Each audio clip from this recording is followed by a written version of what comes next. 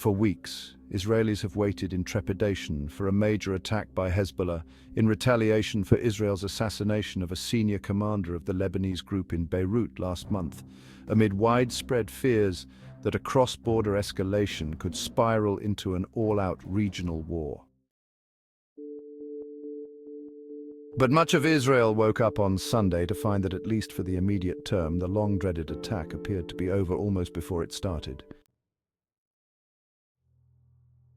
Both Israel and Hezbollah quickly claimed victories of sorts. Israel for its pre-dawn preemptive strikes against what the military said were thousands of Hezbollah's rocket launcher barrels in southern Lebanon, and Hezbollah for its subsequent firing of barrages of rockets and drones at northern Israel, which the Israeli military said killed a naval officer. By breakfast time, the two sides were employing the language of containment.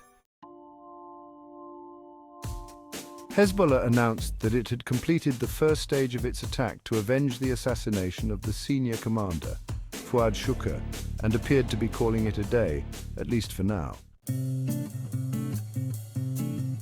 Israel's Defense Minister, Yoav Gallant, said he had spoken with the U.S. Secretary of Defense, Lloyd J. Austin III, and they had discussed the importance of avoiding regional escalation, according to a statement from Mr. Gallant's office. The Hezbollah's leader, Hassan Nasrallah, said in a speech on Sunday evening that his group had attacked an Israeli intelligence base, Glilot, just north of Tel Aviv.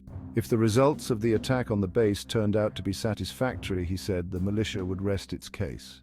If it turned out to be a failure, he added, then Hezbollah reserved the right to respond at a later date. After the attacks, the Middle East remained on edge, the days ahead uncertain. There can be stages, cautioned Ehud Yari, an Israel-based fellow of the Washington Institute for Near East Policy, a research group. You can have escalation that is gradual. Later Sunday morning, the Israeli military said it was continuing to strike Hezbollah launchers in southern Lebanon. Hezbollah is estimated to possess tens of thousands of rockets and a smaller number of more sophisticated, precise missiles.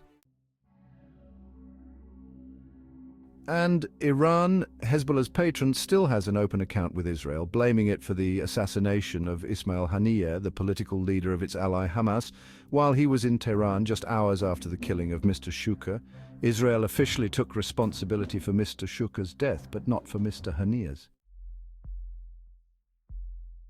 In broadcast remarks delivered at the start of a government meeting on Sunday afternoon, Prime Minister Benjamin Netanyahu of Israel declared that the morning's events were not the end of the story. But by then, life in Israel had largely returned to routine. Based on intelligence, Israel took the decision to preempt Hezbollah's attack on Sunday, but not to go beyond, Mr. Yari said. The targets that Israel struck were all less than 30 miles inside Lebanon, he said. Israel said they were focused on thwarting the threat to Israeli forces and civilians from Hezbollah's arsenal of rockets and drones, not its wider assets or infrastructure. Hezbollah, for its part, appears to be signaling that it is done for now, Mr. Yari said. At the same time, they are saying this was the first stage of retaliation, leaving open the option to do more, if they get a green light from the Iranians, he added. The events on Sunday have raised the stakes for negotiators gathering in Cairo to try to advance a ceasefire and hostage release deal for the ongoing war in Gaza. The United States is leading the push, along with Qatari and Egyptian mediators, for a deal that would end the 10-month conflict between Israel and Hamas, in the hope that such an agreement could help calm tensions in the region. For months, Hezbollah and Israel had already engaged in tit-for-tat cross-border clashes. Hezbollah began firing in solidarity with Hamas after last October's Hamas-led assault on southern Israel prompted Israel to go to war in Gaza.